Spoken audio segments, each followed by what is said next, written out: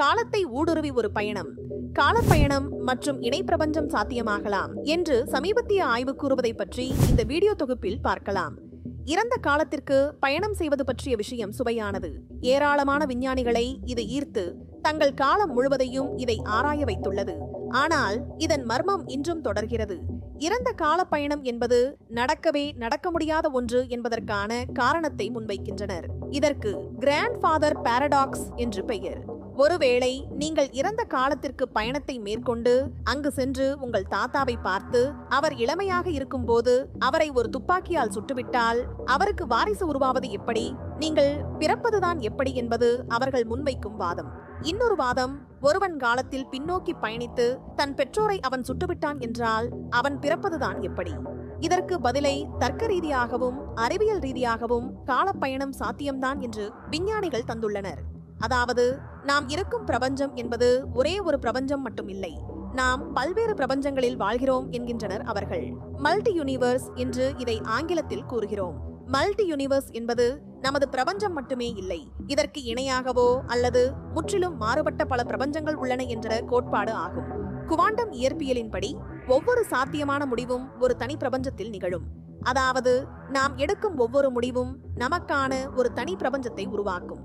Warm whole மூலம் பல பிரபஞ்சங்களுக்கு பயணம் செய்ய முடியும் என சில அறிவியலாளர்கள் நம்புகிறார்கள். மல்டி யூனிவர்ஸ் என்ற இணை உலகம் பற்றி அமெரிக்க விஞ்ஞானியான ஹியூ எவரெட் தன் கருத்தை கூறினார்.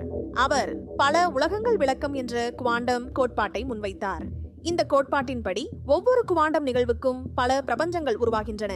அதாவது, நாம் அனைவரும் இறக்கவில்லை, இன்னொரு பிரபஞ்சத்திலும் வாழ்கிறோம் என்றார் அவர். அவரது இந்த கருத்தை அனைவரும் எள்ளி நகையாடி அவரை ஒதுக்கவே மனம் நொந்த அவர் நாசாவில் டிசைன் பிரிவில் டிசைன் என்ஜினியராக பணியாற்றம் தொடங்கினார். இறந்தும் விட்டார். ஆனால் பின்னால் வந்த விஞ்ஞானிகள் இதை பற்றி நன்கு ஆராயவே அதற்குள் இருக்கும் உண்மையை கண்டு அவரது வீட்டிற்கு வந்து அவரது மகனை சந்தித்தனர்.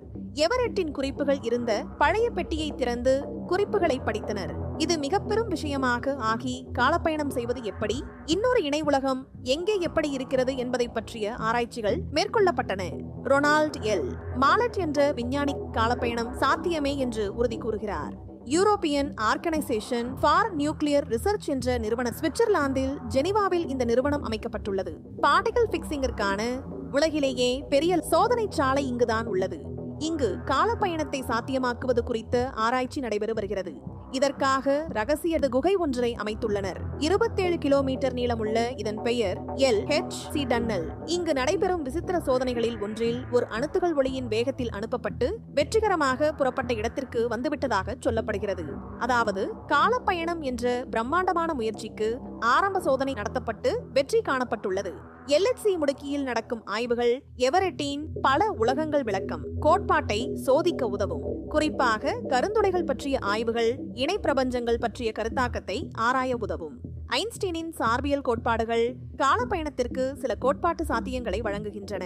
சமீபத்திய ஆய்வுகள் காலப்பயணம் சாத்தியமா என்பதை ஆராய குவாண்டம் இயற்பியல் மற்றும் பொது சார்பியல் கோட்பாடு ஆகியவற்றை ஒருங்கிணைத்து ஆய்வுகள் மேற்கொண்டு வருகின்றனர். வார்ப் டிரைவ் உள்ளிட்ட பல உத்திகள் இப்போது ஆய்வில் வெற்றியின் ஆரம்பச் சுவடுகளை காண்பிக்கின்றன. இனிவரும் அறிவியல் யுகத்தில் காலப்பயணம் மற்றும் இணை உலகம் பற்றிய கூடுதல் விவரங்களை பெற்று பிரமிக்கப் போகிறோம். இந்த வீடியோ உங்களுக்கு பிடித்திருந்தால் லைக் மற்றும் ஷேர் செய்யுங்கள். மேலும் இது போன்ற சுவாரஸ்யமான வீடியோக்களுக்கு எங்கள் சேனலை சப்ஸ்கிரைப் செய்யுங்கள். நன்றி.